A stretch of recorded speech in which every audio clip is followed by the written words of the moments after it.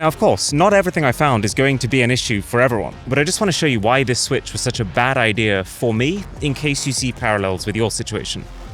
So first, there's definitely some nitpicks that have crept in about this Oppo, things you don't realize when you're in the honeymoon phase. Like, for example, when you're buying a niche phone like this, it's really hard to get quality accessories. Like on my iPhone, not an ad by the way, I love my Taurus brand case with this fancy stand. This is the best alternative I managed to find on my Oppo.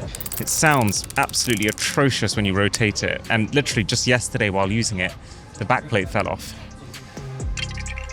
Yeah, this ain't it, Chief. The Oppo regularly takes an extra second or two to figure out what app you're looking for in the universal search bar. So while I'm used to bashing in 3 letters and then instantly hitting the app icon I want, here, unless you wait, you actually end up going into the wrong apps. The apps themselves on Android do not feel as polished. Like, why with Uber does it feel like the categories are actually measured to fit within my display on the iPhone, but on Android I have to scroll? Why is the Boots logo every time I open the app high resolution on iPhone, but low resolution on Android? Why does NYT Games on iPhone get this custom fancy dock at the bottom, while Android gets this animationless, personalityless alternative? Why does the British Airways app on iPhone remember who I am, but on Android it makes me log in again every single time I open it? Why on Google's own YouTube Studio is the app better formatted to read your titles on iPhone, even though Oppo is set to minimum text font?